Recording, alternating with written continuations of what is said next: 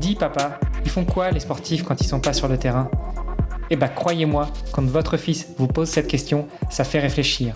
Surtout quand on sait que pas mal d'entre eux jonglent avec un ou plusieurs jobs pour pouvoir joindre les deux bouts. Et j'ai réalisé que beaucoup d'entre nous se posent la même question.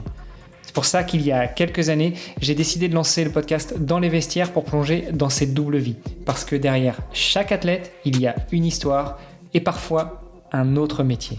À peu près au même moment, j'ai rejoint ePlayer, un cabinet de recrutement spécialisé dans les recherches critiques. Alors moi, je suis recruteur tech et avec mon associé, on aide les entreprises à trouver les perles rares, mais on accompagne aussi les entités qui veulent définir ou redéfinir une politique de recrutement. Et je peux vous dire que des sportifs de haut niveau, croisés au gré de nos chasses de candidats, on en a vu un sacré paquet. Et oui, parce que, encore une fois, vivre de son sport n'est pas si facile quand on n'est pas installé au plus haut des podiums depuis des années. Et encore, comme une marque bien installée, il faut y rester et se réinventer sans cesse. Du coup, à travers les histoires inspirantes de mes invités, je vous propose de découvrir comment on peut répondre à nos enfants qui se demandent encore ce que font toute la journée ces sportifs de haut niveau. Parce que oui, entre sport et entrepreneuriat, il y a beaucoup de points communs. Et avec les JO de Paris qui approchent, c'était le moment de redonner vie à ce podcast. Alors restez après l'épisode, je vous donne tous les détails sur notre invité et je vous invite à aller voir la page sur le site vestiaire.org pour pouvoir le soutenir dans ses projets. Allez, c'est parti pour un nouvel épisode. Salut les sportifs, c'est Armano et je suis très heureux de vous recevoir pour un nouvel épisode du podcast Dans les vestiaires. Alors ça fait un peu plus d'une dizaine d'épisodes que le podcast est relancé pour la saison 3. On a ouvert avec Patrice Esele-Sassa qui est un sportif de niveau en athlétisme qui se prépare pour une qualification aux Jeux Olympiques. Et puis au gré des échanges, des conversations, de ces bons moments passés avec Fabrice, avec Patrice et avec d'autres personnes, notamment sur les réseaux, eh bien j'ai pu faire la connaissance de l'un de ses amis d'enfance, on va dire. Il est vice-champion de France cadet en judo. Il est 7e au championnat de France junior. Il est 7e au championnat de France universitaire. Je passe toutes les médailles et tout le palmarès. On va en parler avec lui. Je suis très heureux de tendre le micro à Nicolas Biffaut. Salut Nicolas. Salut Armano, merci beaucoup pour l'invitation pour ce podcast aujourd'hui. C'est vrai qu'on a eu la chance de se connaître avec mon ami Patrice et je suis super content d'être là pour cette petite discussion qu'on aura. Bon, tu vas avoir la double pression là, parce que non seulement Patrice est déjà passé et donc il va falloir que tu fasses mieux que lui, et puis en plus tu m'avouais en off que tu lui as fait quelques petits commentaires sur sa prestation, et donc attention, maintenant lui va avoir l'oreille attentive sur la tienne. Ouais, exactement, ça va être. Je lui ai fait quelques petits commentaires, il m'avait demandé comment j'avais trouvé son épisode. Je lui avais dit ce que j'avais aimé, ce que j'avais un peu moins aimé, donc je vais essayer de faire mieux, en tout cas de mon côté, et j'espère qu'il me dira que j'aurais été bien meilleur que lui. Bon, quand même, à l'occasion, Patrice, on te salue. On espère que ces derniers temps se sont bien passés pour toi. Je sais que vous êtes passé par une période de partiel, donc que tout s'est bien passé. Mais tout ça, ça me permet d'ouvrir la voie à une chose. Vous avez eu une période de partiel parce que les auditrices, les auditeurs ne l'ont peut-être pas encore compris, mais en dehors d'être amis dans la vie, de ne pas partager forcément même le même sport, mais d'être tous les deux sportifs de haut niveau, vous partagez quelque chose aussi au quotidien tous les deux. Exactement, Patrice et moi, on est dans la même école. Je suis actuellement avec lui à HEC Paris, on est les premiers sportifs. Moi, je suis judoka depuis maintenant 18 ans. Je suis judoka et lui sprinter, et on est les premiers sportifs à avoir un aménagement scolaire à HEC Paris. Wow. Écoute, on va pouvoir revenir un petit peu sur tout ça, sur l'impact d'être sportif de haut niveau quand on intègre une grande école en France, d'avoir ce double projet, d'avoir même un triple projet, parce que être sportif de haut niveau, c'est pratiquer du sport, c'est exceller, mais c'est aussi partir à la recherche de partenaires et de financement. Et toi, en plus, comme Patrice, tu es étudiant. Donc, bravo, félicitations les gars. Juste avant, tu vois, je te retends le micro pour que tu nous en dises plus sur toi. Qui es-tu ? Que fais-tu dans la vie ? Quel âge as-tu ? Enfin bref, dis-nous tout. Qui est Nicolas Biffaut ? Merci pour m'avoir tendu le micro. Moi, je m'appelle Nicolas, donc je pratique maintenant le judo depuis 18 ans. J'en ai 23, j'ai commencé tout petit. C'était mon premier sport. Mon père était judoka aussi, il était champion national au Gabon. Donc c'était tout naturellement que j'ai commencé le judo. J'avais un peu pas trop de choix à ce moment-là, mais j'ai vraiment adoré petit à petit ce sport. Enfin, c'est un peu le sport que tout le monde fait quand il est petit, et moi j'ai continué lors de la compétition. Comme tu l'as dit tout à l'heure, j'ai pu être vice-champion de France. J'ai aussi été médaillé de bronze au championnat de France junior. J'ai participé au championnat de France première division senior. J'ai aussi eu la chance de passer par plusieurs structures de haut niveau qui sont créées par la Fédération française de judo. Je suis passé par le Pôle Sport d'Île-de-France à Brétigny-sur-Orge, et j'ai aussi intégré le collectif national de l'INSEP, où j'ai pu notamment énormément progresser et m'entraîner au contact d'énormément de champions. Ça, c'est un peu pour la partie sportive. J'ai aussi du coup été dans l'équipe de Dauphine, où j'ai pu participer au championnat de France universitaire. J'ai fait 7e, et là actuellement je suis dans l'équipe d'HEC Paris, où je vais pouvoir participer au championnat de France, championnat d'Île-de-France universitaire, pour essayer de me qualifier au championnat de France en décembre prochain. Après, au niveau des études, je suis passé aussi par le parcours talent de Paris-Dauphine, qui est un parcours qui permet aux sportifs, aux artistes, aux entrepreneurs de conjuguer le sport et les études. Au lycée, j'étais au Pôle Sport, comme je l'ai dit. Et aussi, cette année, en septembre, j'ai intégré HEC Paris, où je bénéficie d'aménagements.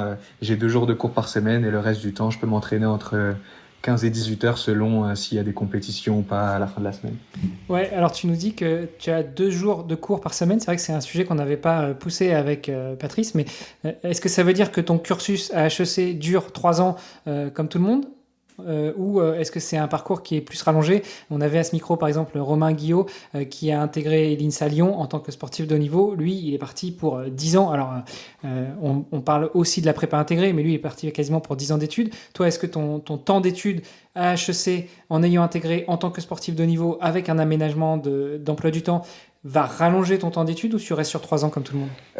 Mon temps d'études, il va être un petit peu rallongé, de pas beaucoup, puisque en fait, ce qui se passe, c'est que déjà, on a même les étudiants, on va dire en cursus initial, n'ont pas énormément de cours, sauf qu'ils sont plus répartis sur le temps de la semaine. Donc peut-être qu'ils auront 3 heures de cours le jeudi, ou 1h30 le vendredi, voire des fois des journées où ils n'auront pas cours. Nous, ce que les responsables pédagogiques ils ont fait, c'est qu'ils ont tout concentré sur ces 2 journées. Donc on a 2 grosses journées selon les étudiants. J'ai eu plusieurs autres journées qui étaient un peu plus grosses, mais en tout cas, on a 2 grosses journées. Donc moi, ça va me permettre de faire mon cursus en 1 an et demi, enfin mon master en 1 an et demi environ. J'aurai quelques matières à rattraper l'année prochaine, mais globalement, je vais pas faire 10 ans d'études à HEC, si en tout cas c'est la question. Il y a un coût aussi à HEC, c'est un sujet qu'on avait à peine touché du doigt avec Patrice, mais vu que tu es là, j'en profite pour recycler un petit peu mes questions et pour aller plus en profondeur. Vous, est-ce que vous financez votre master à HEC, ou est-ce que justement ça fait partie des aménagements que propose HEC pour les sportifs de haut niveau? Pour l'instant, vu que c'est un parcours qui vient juste d'être mis en place, on finance entièrement notre cursus, comme tous les autres étudiants. De ce côté-là, on n'a pas pour l'instant de bourses qui sont mises en place parce qu'on a ce statut-là au sein d'HEC. C'est vraiment, comme je l'ai dit précédemment, quelque chose de tout nouveau. Donc non, pour l'instant, on finance comme tous les étudiants par un prêt étudiant, et voilà, pour l'instant ça se passe comme ça, mais peut-être, en tout cas ça doit peut-être être sûrement en discussion. On en a discuté avec le responsable pédagogique du parcours. Ça prendra sûrement son temps, mais il y aura peut-être des solutions pour nous permettre d'avoir un financement de la part, peut-être pourquoi pas de la Fondation HEC. C'est en discussion et c'est pas du tout sûr pour le moment. Du coup, est-ce que tu veux bien nous partager le coût d'un tel diplôme, si on arrondit en année universitaire ou en coût global, si tu l'as déjà Oui, c'est disponible sur Internet et partout sur le site d'HEC. C'est une année à HEC, ça a environ 25 000 €. Donc c'est un investissement bien sûr qui est assez conséquent. Après, comme tout étudiant à HEC, on espère pouvoir le rembourser lorsque l'on rentrera sur le marché du travail. C'est vrai qu'en tant que sportif de niveau, et surtout en tant que sportif en sport-études à HEC, on aimerait bien pouvoir continuer notre parcours peut-être après notre année de diplomation. Donc c'est vrai que c'est quelque chose qu'on a intégré, mais ça nous dérange pas du tout. Du coup, on brûle un peu les étapes des questions habituelles, mais vu qu'on est sur le sujet, restons-y. Tu l'as dit, quand on est sportif de haut niveau, on a quand même un rêve après ses études, c'est de continuer sa carrière de sportif de haut niveau. Donc forcément, ça met peut-être un peu d'incertitude. En tout cas, je sais pas comment tu l'as vendu à ton banquier, mais ça met quelques incertitudes sur le post-diplôme. Normalement, les étudiants, une fois diplômés, trouvent un travail. Ceux issus des grandes écoles, que ce soit de commerce ou d'ingénieurs, souvent capitalisent là-dessus pour pouvoir rembourser leurs prêts étudiants et puis avoir une carrière beaucoup plus élitiste, on va dire. Toi, ton objectif, et j'imagine celui de Patrice et Célé Sassa et d'autres sportifs et sportifs de haut niveau qui sont dans d'autres structures en France, c'est de continuer sa carrière de sportif ou de sportif de haut niveau. Comment tu envisages justement la suite? Comment est-ce que tu vas rembourser ton prêt étudiant finalement? Est-ce que tu vas prendre plus de temps que les autres? Est-ce que tu vas continuer dans un double projet qui sera professionnel et sportif? Est-ce que tu n'y as pas encore pensé? T'attends juste que ton banquier te rappelle? Dis-nous tout. Pour être honnête, c'est vrai que pour l'instant, j'y ai pas encore énormément pensé. J'essaye à fond de me concentrer sur sur mon retour en tant que sportif, sur ma carrière en tant que sportif. On a déjà beaucoup de choses auxquelles penser, les études, le sport, notre vie personnelle aussi. Donc, j'ai pas encore pensé. J'ai peut-être quelques petites pistes. J'aimerais bien pouvoir mettre en valeur mon parcours en tant que sportif sur les réseaux sociaux, montrer aussi un parcours, le parcours d'un étudiant sportif à HEC Paris, ce qui est quelque chose d'assez peu courant, en tout cas en France, voire d'innovant. Et pour l'instant, j'aimerais bien, voilà, peut-être j'aimerais y penser comme ça, peut-être pourquoi pas mettre en place des partenariats avec mon futur employeur, si je rentre sur le marché du travail, et peut-être aménager un parcours en tant que travailleur sportif. Je sais que certains sportifs de haut niveau arrivent à le faire. Donc, ce sont des petites pistes, mais je m'y suis pas encore penché sérieusement. J'essaye de prendre vraiment chaque étape l'une après l'autre pour éviter de me mettre une pression supplémentaire, alors qu'entre les compétitions, les entraînements, les partiels, on a déjà beaucoup de choses à gérer. Plutôt que de tirer un peu des plans sur la comète, sur l'avenir, on va revenir dans le présent ou même peut-être un peu dans le passé. J'aimerais que tu nous expliques comment est-ce que tu as découvert le sport. Alors avec un papa champion national du Gabon en judo, comme tu l'as dit, forcément, tu étais un petit peu incité à faire du judo. Ça veut rien dire, hein. J'ai 4 enfants, j'ai fait du triathlon, de la natation, de la course à pied, du vélo, du swimrun.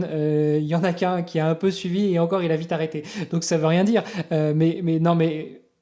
Plus sérieusement, comment est-ce que tu as découvert le sport? Alors, je dirais que mon premier souvenir sportif, c'était justement pas sur un tapis de judo, puisque mes parents voulaient vraiment que, malgré le fait qu'il y ait le judo, que je pratique vraiment plein de sports différents. Et je dirais que mon premier souvenir, c'était plutôt c'était à la gymnastique, puisque j'ai fait aussi de la gymnastique artistique quand j'étais petit. Et je me souviens encore faire les roulades sur les tapis. Et donc, je pense que c'est vraiment le premier souvenir sportif que j'ai. Après, j'ai fait un petit peu de natation aussi, comme plein d'enfants, pour apprendre à nager.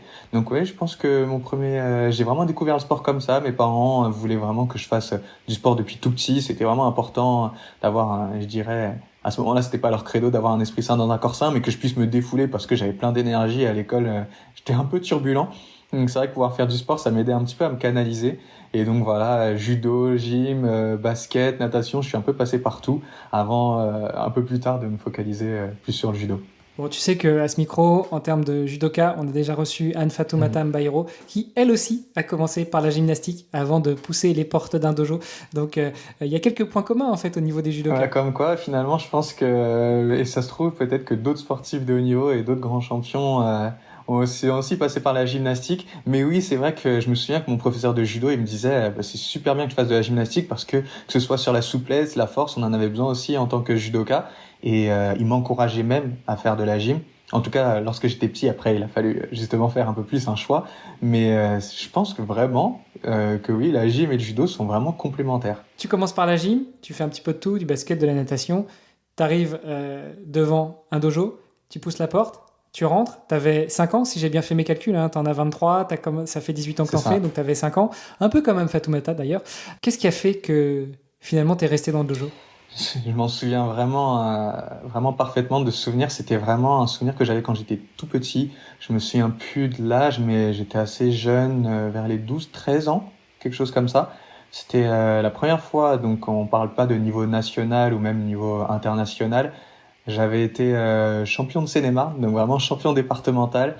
Déjà, ça a été une expérience incroyable de monter sur la première marche du podium. C'était fou. En tout cas, j'étais dans un club qui n'était pas du tout compétiteur à l'époque. Donc c'était déjà un résultat énorme pour mon club. Et j'avais été sélectionné par l'équipe départementale. Il faut vraiment savoir que pour moi, à ce moment-là, c'était incroyable. Vraiment de partir en déplacement à 12-13 ans, d'aller sur des compétitions. On était allé à l'île d'Oléron, je m'en souviens vraiment parfaitement.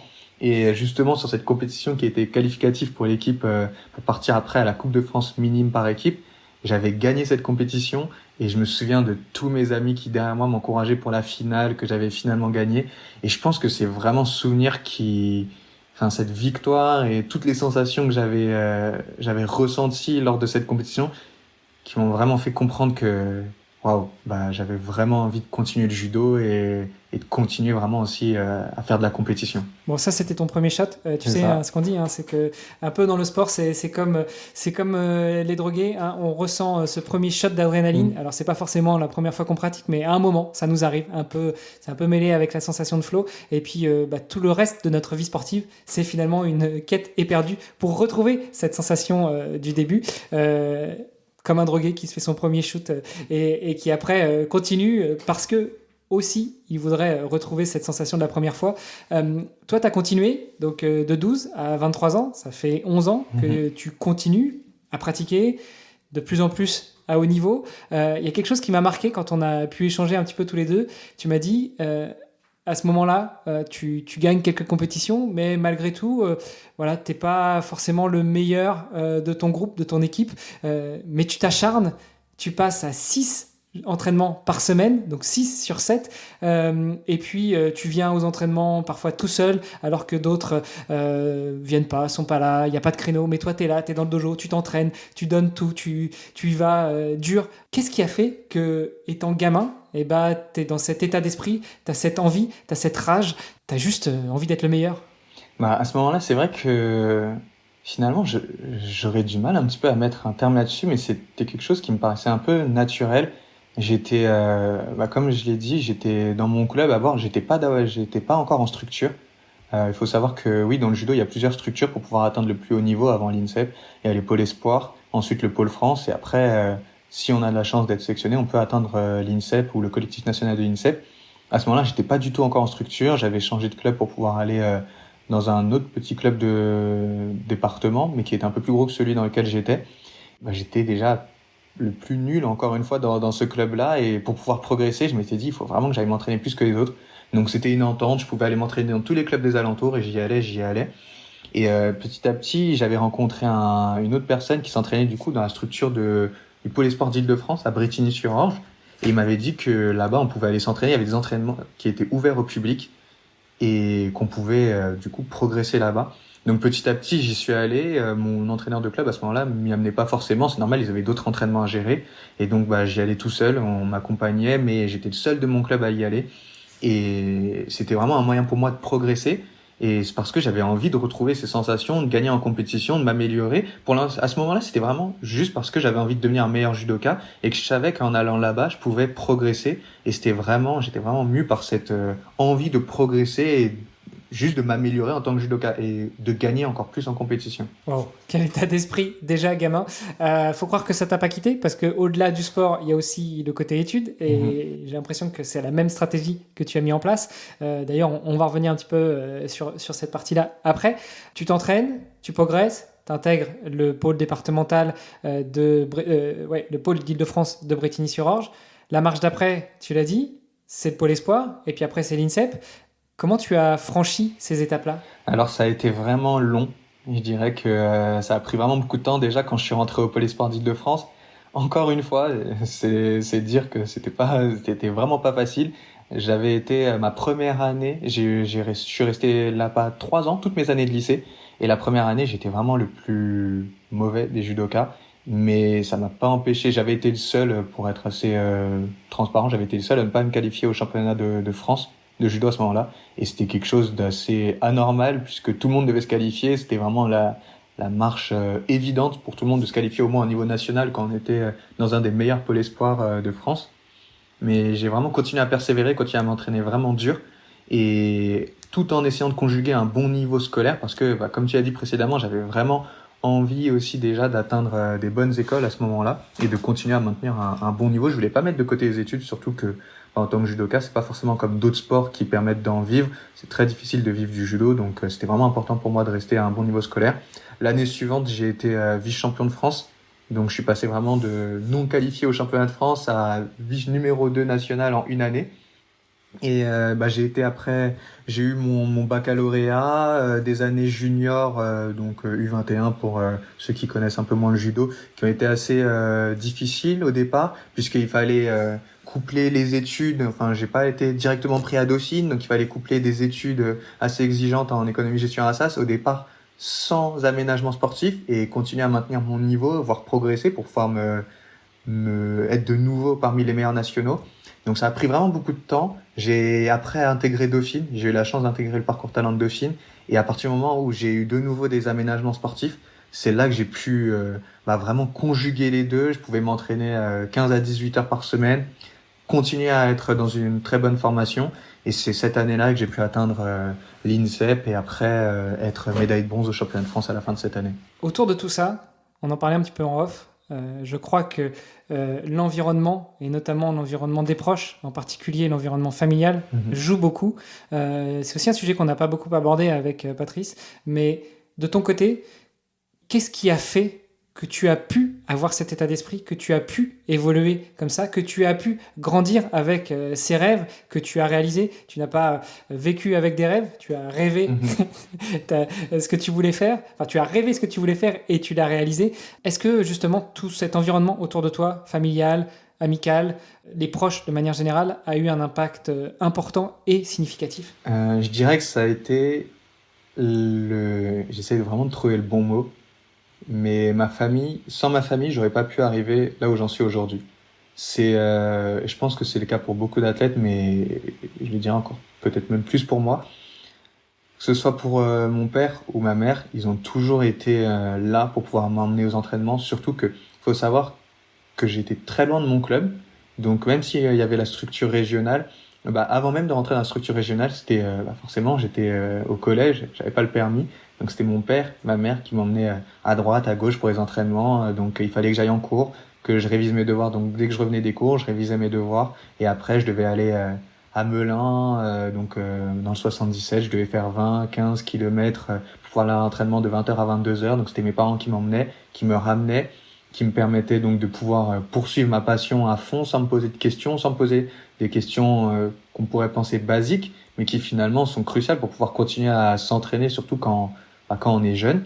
Donc sans eux, j'aurais pas pu. Et même après avoir intégré le pôle sport d'Île-de-France, mon père est aussi un passionné de judo. Ma mère s'occupait de toute la logistique, que ce soit sur l'achat des boissons énergisantes, toute l'administratif à gérer. Donc ces choses-là, sans eux, j'aurais vraiment pas pu atteindre ce niveau-là parce que il y avait tellement d'obstacles, surtout quand on n'est pas encore numéro 1 ou même dans le top 5 national, que sans eux, il fallait des fois que j'aille à 40 km pour pouvoir m'entraîner.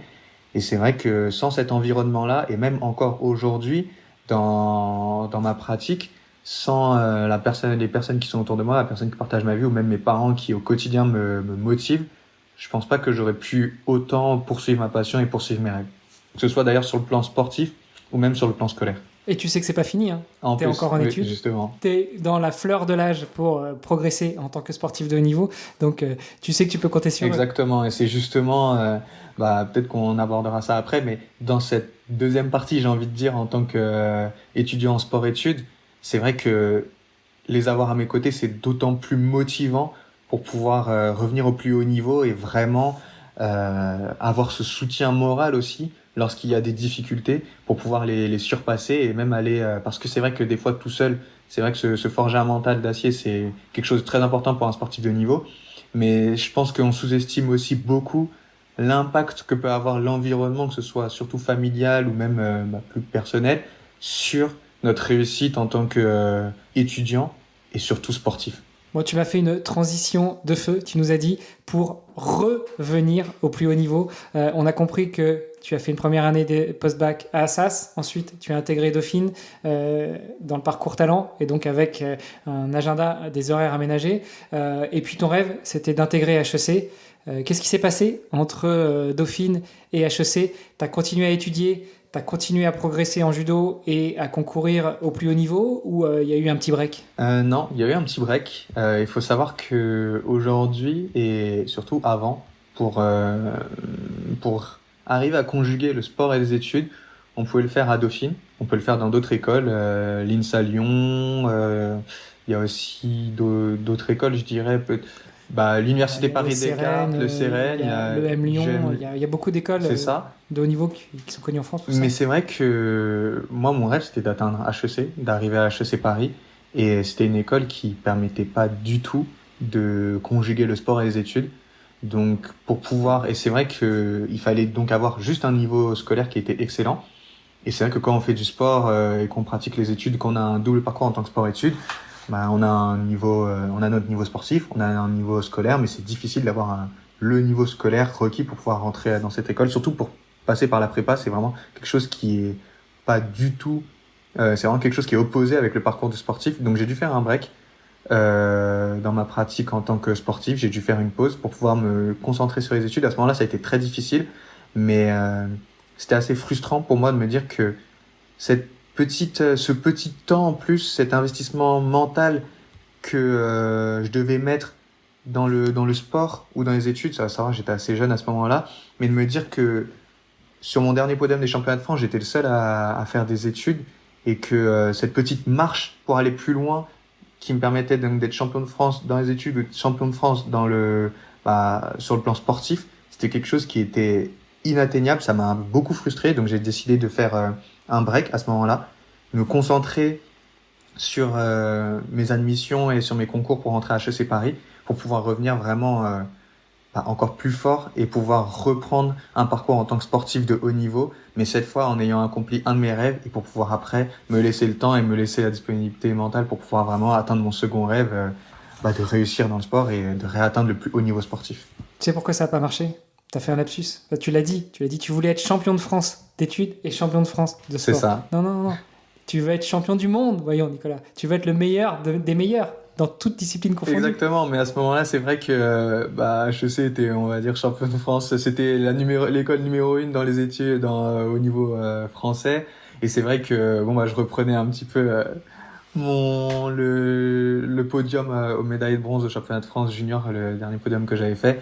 Mais oui, c'est vrai que être champion du monde et même arriver au plus haut niveau sportif, c'est exactement ce que je veux faire. Et c'était quelque chose à ce moment-là qui était assez compliqué. Bon, donc du coup, on l'aura compris, hein, tu as pris un break sur ta carrière sportive d'1 an pour te concentrer sur ton admission dans l'une des plus grandes écoles de commerce en France. Tu me disais en off qu'il n'y avait pas que HEC que tu convoitais. Malgré tout, tu as été accepté à HEC. Comme Patrice, hasard des choses, c'est ton meilleur ami aussi, en vrai, dans la vie depuis des années. Donc du coup, vous êtes 2 sportifs de haut niveau à intégrer ce nouveau cursus études et sport de haut niveau à HEC. Et en plus, vous êtes potes dans la vraie vie depuis longtemps. Ça fait quoi de se retrouver à 2 ? Est-ce que ça joue justement dans ce dont on parlait tout à l'heure, notamment du support des proches dans tes projets ? C'est vrai qu'en plus d'avoir mes proches, ma famille qui m'entoure dans ce double projet que j'ai, avoir un ami qui au quotidien vit les mêmes difficultés que nous, pouvoir être ensemble en classe et même aussi lorsque l'on s'adresse à l'administration pour leur parler de nos compétitions, nos difficultés, ça aide beaucoup, c'est un gros soutien moral. Et c'est vrai que pouvoir être à 2 dans ce projet, ça aide d'autant plus pour pouvoir se motiver au quotidien. Et même quand il y en a un, ça arrive dans la carrière d'un sportif, et surtout lorsque l'on fait on a un double parcours exigeant sur le plan sportif ou scolaire, on peut avoir des fois des baisses de morale, et surtout être à 2, ça nous motive à aller vraiment à jamais rien lâcher et pouvoir atteindre le plus haut niveau dans les 2 domaines.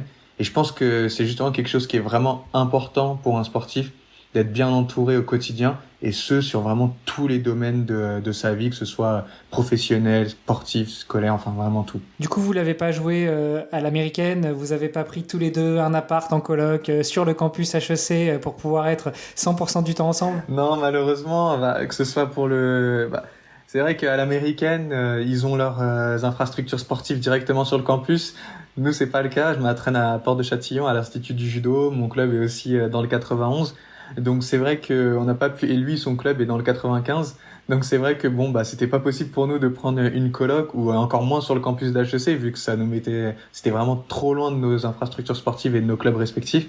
Mais ça n'empêche pas qu'au quotidien on se voit tout le temps en cours, donc ça revient presque au même finalement. Vous allez quand même réussir à le faire. Est-ce que du coup le rêve d'après, au-delà d'être tous les 2 champions du monde dans votre discipline respective, est-ce que ce serait aussi de bosser dans la même boîte, ou même de monter une boîte tous les 2 ? C'est vrai que comme je l'ai dit tout à l'heure, des fois on parle un petit peu de projets professionnels, mais comme je l'ai dit tout à l'heure, pour l'instant c'est vraiment pas l'objectif. Je prends vraiment les choses étape par étape. Ok, là j'ai atteint déjà un objectif scolaire, mais c'est pas du tout là que je veux m'arrêter. Là j'ai maintenant envie de me concentrer beaucoup plus sur mon projet sportif. J'ai plus cette pression de me dire qu'il faut que j'ai d'excellentes notes, que je sois le meilleur étudiant pour pouvoir rentrer dans l'école dont je rêvais depuis que j'étais tout petit. Maintenant, l'objectif, c'est vraiment de pouvoir, étape par étape, réatteindre le plus haut niveau français, aller après à l'international et m'imposer aussi à l'international. Et ça, c'est quelque chose pour lequel je peux pas me permettre de penser à un projet professionnel pour l'instant ou de penser à créer une entreprise. C'est quelque chose qui serait, pourquoi pas, intéressant. Mais je pense vraiment que là, toute la disponibilité mentale que j'ai actuellement doit être vraiment concentrée, je dirais, à 90% sur le sport et 10% du reste réparti entre les études, parce qu'il faut quand même valider son diplôme, et aussi ma vie personnelle. Dans ces 90% de sport, est-ce que tu inclus aussi une part non négligeable, je pense, de la charge mentale des sportives et sportifs de haut niveau qui est liée à la recherche de partenaires, à la recherche de financement?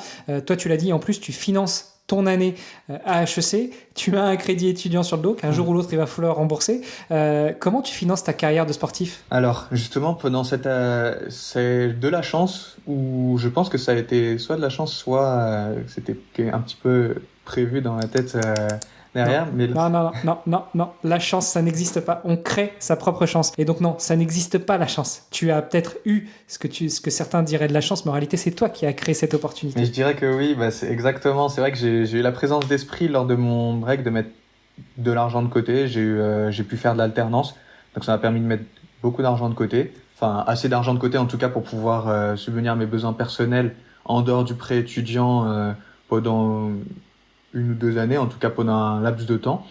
Et c'est vrai que pour l'instant, je finance ma carrière sportive entièrement moi-même, donc que ce soit par les équipements, la nourriture lorsqu'on part en déplacement sportif, ou même le judo, c'est un sport à catégorie de poids.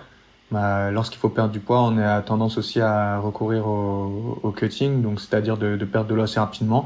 Lorsque je dois aller au sauna pour perdre de l'eau, c'est aussi quelque chose que je finance par mes frais personnels. Donc pour l'instant, je me finance entièrement tout seul, mais j'espère pouvoir petit à petit demander de l'aide de sponsors pour pouvoir m'aider dans ce projet que j'ai, de pouvoir conjuguer les deux et enfin pouvoir me concentrer entièrement, voire à 95 ou 100% au sport, parce que justement, c'est vrai que c'est toujours mentalement, on a toujours cette appréhension de se dire mince, ok, là aujourd'hui je peux être à fond, mais demain, lorsque je devrais continuer à payer mes charges, mais que je devrais aussi pouvoir partir à l'international et je dois m'entraîner 15 à 18 heures par semaine, comment je vais faire si j'ai pas les ressources financières? Bon, écoute, on va essayer de t'aider comme on peut, parce que l'un des objectifs du podcast dans les vestiaires, c'est aussi de venir en aide aux sportifs et aux sportifs de haut niveau, en les aidant non seulement à travailler sur leur branding pour pouvoir apparaître dans les médias, mais aussi à lever des fonds pour pouvoir financer leur carrière. Donc, chères auditrices, chers auditeurs, si vous voulez soutenir Nicolas, n'oubliez pas d'aller sur vestiaire.org/Nicolas, et puis vous pourrez retrouver plus d'infos sur lui et comment pouvoir le soutenir. Alors, c'est une action de centimier, hein. On va pas pouvoir t'apporter 10, 15, 20 000 euros de quoi financer toute une saison, mais déjà si on peut te soutenir, et ne serait-ce qu'avec quelques centaines, quelques milliers d'euros, et puis en plus faire rayonner toute une communauté autour de toi, écoute, ce sera avec grand plaisir. Ça te permettra justement de te concentrer sur autre chose, et en particulier tes études et ton sport. La famille aussi un petit peu quand même, oui. Faut quand même leur rendre tout ce que eux ils te donnent depuis quelques années. Exactement, faut pas les oublier, surtout que sans eux, je pense pas que j'en serais là aujourd'hui, donc justement, c'est aussi une composante à prendre. Donc on comprend que les proches, c'est un pilier, Mm-hmm. Le sport, c'est un pilier, les études, c'est un pilier. Bon, une chaise, ça tient rarement sur 3 piliers, il en faut 4. C'est quoi ton 4e pilier justement qui te permet de tenir debout? Après le sport, les études et la famille, je dirais que ça reste mes amis et et ma vie personnelle. C'est vrai que j'ai de la chance aussi d'avoir des personnes qui m'entourent. Donc, je mets vraiment la différence entre famille et amis. C'est quand même pas la même chose pour moi, je trouve. Mais c'est vrai que je peux sortir au quotidien. Enfin, je m'investis dans beaucoup d'autres causes, que ce soit sur le plan associatif. J'ai pu rencontrer énormément d'amis dans ce domaine-là, à organiser plein de choses. Et c'est vrai que bah, entre deux entraînements, entre les cours et les partiels, et lorsque je suis pas avec ma famille, bah, je peux aller voir mes amis, sortir au quotidien avec eux. Donc avoir aussi cet équilibre-là, je pense que c'est quelque chose qui me permet aussi vraiment de garder un petit peu cet état d'esprit, et d'avoir une vie, de sentir que j'ai une vie à côté du sport et des études. Ça me permet vraiment de garder cet équilibre-là et de penser à d'autres choses que le judo ou les études au quotidien. Donc je pense que je pense que c'est pas un peu, c'est le quatrième pilier qui me permet de maintenir ma chaise, pour reprendre tes termes. Tu me disais aussi que, et tu en as parlé au début de l'épisode, il y a une chose que tu voudrais faire, toi qui es l'un des premiers avec Patrice à intégrer cette section sport-études au sein de HEC, tu aimerais aussi être un exemple pour tous ceux qui se disent non, c'est pas possible, pourquoi j'y arriverai, c'est trop compliqué, il y a trop de marches à franchir, il y a trop de difficultés, il y a trop de barrières. Tu peux nous parler un petit peu justement de ce que tu voudrais faire, de cet exemple que tu voudrais être, comment? C'est vrai que en revenant, justement comme on en avait parlé tout à l'heure, et en revenant justement régulièrement sur les tatamis, en reprenant mon projet, en pouvant reprendre mon projet, mon double projet, c'est vrai que j'ai pu voir en quelques années, enfin pendant mon break, beaucoup de choses avaient certes changé, mais beaucoup de choses n'avaient pas forcément changé.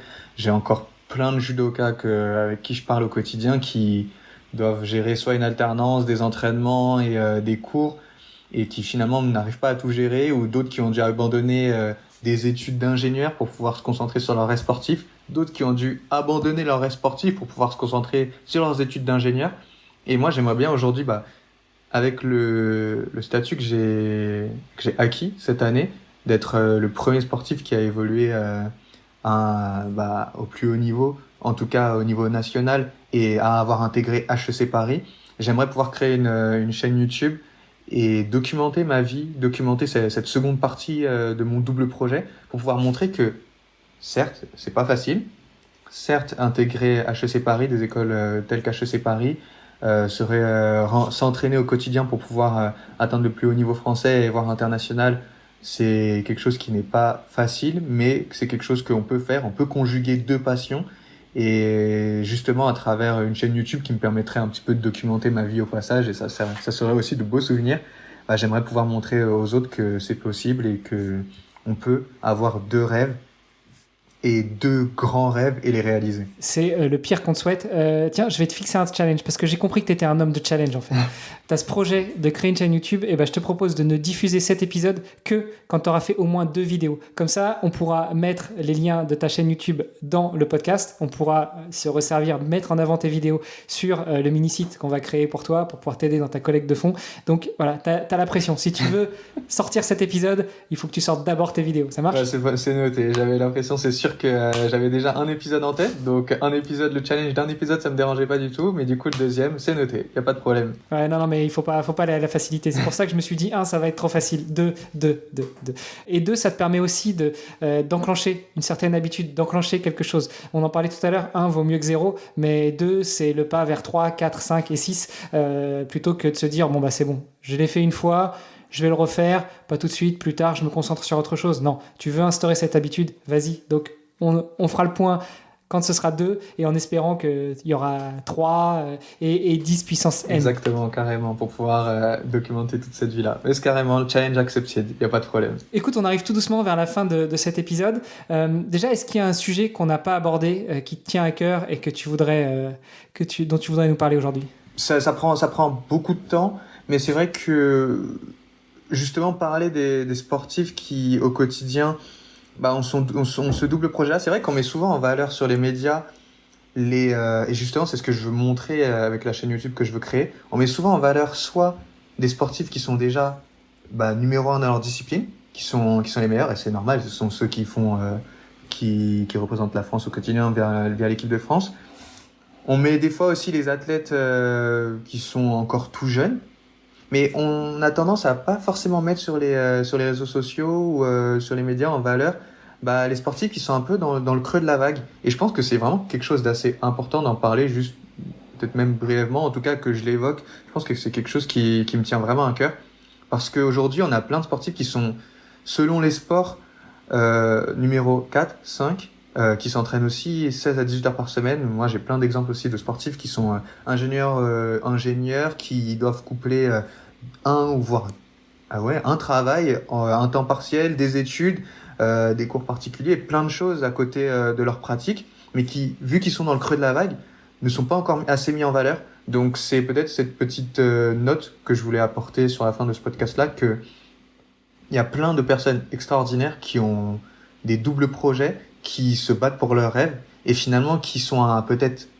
un tout petit pas, une step d'exploser. Et finalement, cette mise en valeur, justement, que ce podcast fait très bien, merci encore Hermano, leur permettra vraiment d'avoir cette petite marche qui leur permettra d'exploser. Donc c'était peut-être le petit mot de la fin, en tout cas pour moi. Bon, écoute, je prends. N'hésite pas à partager des contacts, à faire des intros, des mises en relation pour qu'on puisse donner la parole à toutes ces sportives et ces sportifs qui sont justement soit un petit peu dans le creux de la vague, soit au pied des podiums et pour qui il manque juste une toute petite chose pour pouvoir justement performer. Est-ce que c'est un tout petit peu une étincelle en plus, un élan en plus, un petit peu de motivation, même si j'en doute, ou est-ce que c'est justement de pouvoir se concentrer plus attentivement sur certaines choses, et en particulier le sport, parce que pour l'instant, il y a X sujets qui viennent perturber un petit peu cette concentration, à l'inverse de ce que toi, tu es justement en train de mettre en place, de mettre 90% sur le sport, 9% sur les études et 1% sur le reste. Il faut se dire aussi, et je pense qu'on a souvent tendance à l'oublier, que le métier de sportif de haut niveau, oui, c'est une passion, mais c'est aussi quelque chose de très éphémère. On est au plus haut niveau, alors hormis quelques sports qui font un peu exception à la règle, mais on est sportif de haut niveau jusqu'à 25, 30, parfois 31, 32 ans, et après c'est terminé. Après on passe à autre chose. Alors il y a des sports dans lesquels on met des millions de côté jusqu'à 30 ans et après on a de quoi vivre tranquille jusqu'à la fin de ses jours. Il y en a d'autres, les sportifs de haut niveau, même les meilleurs mondiaux, ils galèrent toute leur vie de sportifs, et une fois que le sport s'arrête, parce que blessure, parce que fin de carrière, parce que retraite forcée, parce que plus de financement et il faut bien manger pour pouvoir s'entraîner, progresser et performer, c'est une deuxième vie qui commence et une deuxième galère souvent qui commence. Et c'est justement l'essence même de ce podcast. Je te remercie d'en avoir parlé, Nicolas. Merci beaucoup. Juste avant qu'on se quitte, j'ai encore 2 questions. La première, on a parlé de ton palmarès, on a parlé de tes rêves, on n'a pas trop parlé de tes objectifs sportifs. On a compris que là, tu revenais au plus haut niveau après une année de pause pour pouvoir te concentrer sur ton intégration à HEC. Sportivement parlant, aujourd'hui, quels sont tes objectifs ? Pour moi, c'est assez clair. La saison a déjà commencé. Nouvelle saison, nouvelle catégorie d'âge, forcément, et nouvelle catégorie de poids. Déjà me réinvestir, donc réatteindre les championnats de France élite. Donc les qualifications auront lieu dans les mois à suivre. Là, je suis déjà en train de réaliser les compétitions. Donc pour ceux qui connaissent le circuit sportif au niveau du judo, c'est les labels excellents, c'est le plus haut niveau de tournoi qu'il y a. Donc déjà me reclasser, repartir sur les podiums et après me requalifier au championnat de France élite. Par la suite, réintégrer l'INSEP pour pouvoir, parce que justement, réintégrer une structure, c'est aussi se redonner toutes les chances nécessaires pour pouvoir réatteindre le plus haut niveau. Et après, étape par étape, pouvoir se reclasser, repartir sur le podium championnat de France, partir à l'international et petit à petit, justement, moi ce que je me donne comme entre guillemets limite de temps, enfin c'est pas une limite en soi justement, mais c'est 2028 et c'est vraiment toutes les chances, me donner toutes les chances pour pouvoir atteindre mon rêve, c'est-à-dire de pouvoir réaliser les JO plus tard. Et aussi être sur l'équipe de France. Donc c'est vraiment les objectifs, comme j'ai dit tout à l'heure, étape par étape, pour pas se brûler les ailes en vol. Mais c'est aujourd'hui les objectifs que j'ai. Écoute, encore une fois, c'est le pire qu'on te souhaite. Et puis ma deuxième question, elle est très simple. Où est-ce qu'on suit Nicolas Biffaut pour rester en contact avec toi, pour suivre ton évolution, pour checker que tes objectifs sont remplis? Et puis, dans un deuxième temps, mais là, on peut pas le dire tout de suite, mais on fera le rajout dans les notes de l'épisode, où est-ce qu'on pourra suivre tes vidéos? Alors, pour me suivre sur les réseaux sociaux, c'est assez simple. Sur LinkedIn, mon nom, mon prénom, Nicolas Biffaut. BI2FOT, et sur Instagram NicoBFT, NIKO pour le côté un peu international anglais, mais NIKO-BFT, ça c'est pour Instagram, et vous pourrez suivre mes aventures et aussi mon quotidien en tant que sportif sur ces réseaux-là. On suivra tout ça, on rappellera tous les liens pour te suivre dans les notes de l'épisode et puis sur le site vestiaire.org/Nicolas.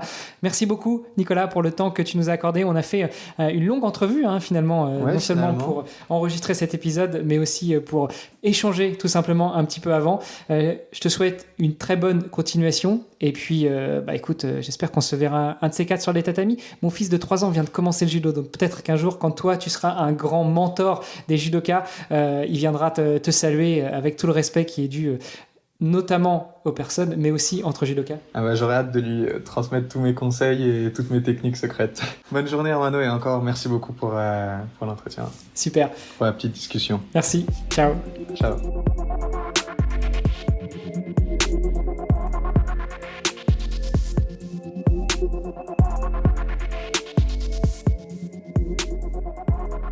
Derrière chaque médaille, chaque record, il y a une histoire et j'espère que vous avez apprécié celle de Nicolas Biffaut que vous venez d'entendre.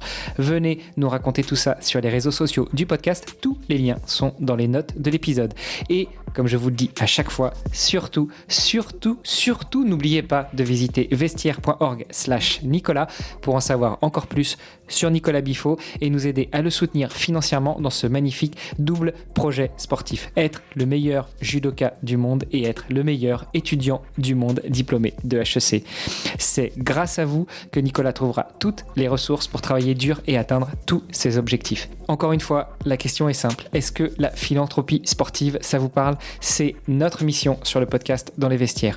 On vous fait découvrir les athlètes qui se battent chaque jour pour la gloire de leur nation, mais ils ont besoin de vous. Chaque soutien compte. Et dans l'équipe, on est 100% transparent. 1 euro donné égale 1 euro reversé à l'athlète. Et en plus, l'association collectant les fonds étant reconnue d'intérêt général, vous pouvez déduire jusqu'à 66% des dons effectués. Certains invités du podcast ont pu financer leur année olympique, mais ce n'est pas le cas de tous les invités et ce n'est pas le cas de Nicolas. Alors, visitez notre site pour les soutenir et partager cet épisode et tous les autres au maximum et faire découvrir les combats de ces guerriers.